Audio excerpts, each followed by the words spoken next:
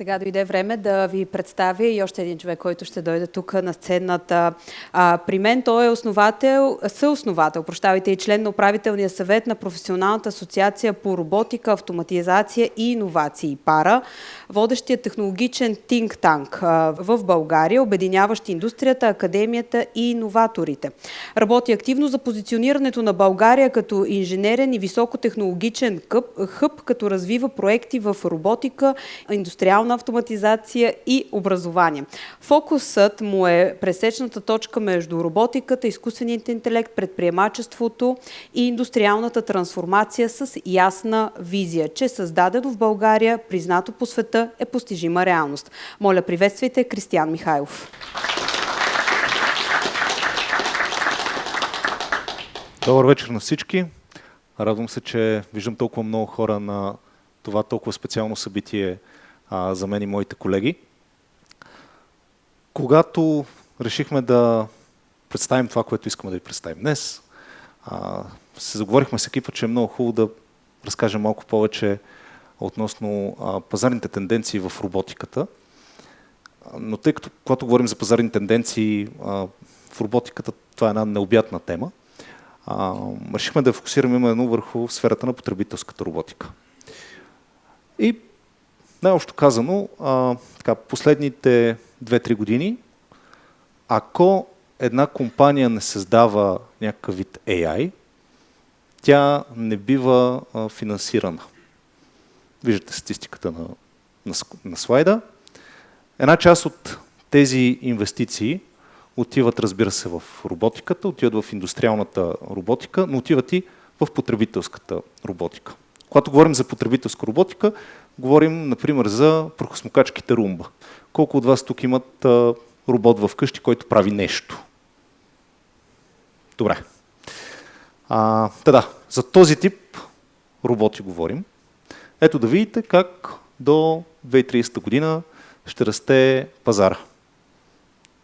Някъде около 4 пъти. Което показва какъв е пазарният потенциал на роботите, които можем да използваме в къщи. От прахосмокачки до играчки, през IoT платформи, роботизирани IoT платформи. Тук не включвам хуманоидните роботи, между другото. Те са една отделна бира. Само САЩ, да. И тук е много хубаво да поговорим малко повече за икономиката на роботите, които виждате вкъщи. И тя се крепи на 3 основни нива. На това роботите имат някакъв софтуерен абонамент, така че вие да плащате, освен за хардуер и за софтуер, да може компаниите да продават определен вид данни на техни партньори и съответно да има някакъв вид договор за услуги, които се използват много от техните технологични партньори. Или малко повече казано по друг начин, на първо място, когато говорим за роботи, говорим за машини в къщи, които могат да решават реални проблеми. Има много роботи, които могат да са забавни, но нищо друго да не правят. Обаче те не решават някакъв съществен проблем. Така че фондовете търсят именно такъв тип компании, които решават в сферата на домашната роботика, айде да введем този термин за улеснение, които да решават реален проблем.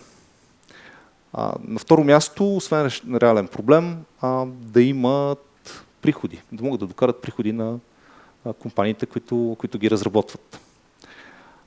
Много често сте виждали в LinkedIn, в Instagram и всякакви други такива платформи, различни роботи, които са много забавни, обаче отзад всичко това е една демонстрация, т.е. тя не решава някакъв проблем, има някой, който управлява този робот и това е с години. И когато говорим за сериозните компании в сферата на роботиката, фондовете, въобще хората, които искат да инвестират в роботи, именно разчитат на това, че компанията много добре знае как ще си намери клиентите. Или по друг начин казано, не е само някакво R&D. И финално, когато говорим за потребителската роботика, запомнете, че един робот сам по себе си продаден е просто някакъв продукт, който седи на рафта, но робот, който има някакъв вид, предава определен вид данни, помага ви в вашето потребителско поведение въобще в дома и предоставя някакъв вид постоянни приходи на компанията, тогава вече се превръща в платформа. И като казвам платформа, сигурно ще чуете защо разказвам за всичко това, поради една основна причина. В Equity Partners, като цяло в ЗЕК, сме тръгнали именно по пътя на платформата. Платформа, която решава съществен проблем. Буквално робот. Малко по-късно колегите ще разкажат повече, но в този ред на мисли много български компании, откакто съм част от пара, са се опитвали да правят роботи. Опитвали са се да направят продукт, който стига реално до пазара, решава съществен проблем. Малцина са успявали. Голяма част от тях не са успявали поради ред причини. Екип, който не е добре структуриран, не са намерили правилната пазарна ниша, взели се да решават прекалено сложен проблем по прекалено прост начин и прочие. Това обаче в екипа на ЗЕК аз не го виждам. Познавам компанията от 5 години, няма го познавам от около 10 и това, което виждаме, че в ЗЕК като част от асоциацията има опит, има експертиза, има хора, които обичат това, което работят и работят това, което обичат. Много добре са се сплотили. И вярвам, че именно ZEC като компания е компания, в която се заслужава човек да инвестира парите си. Благодаря ви.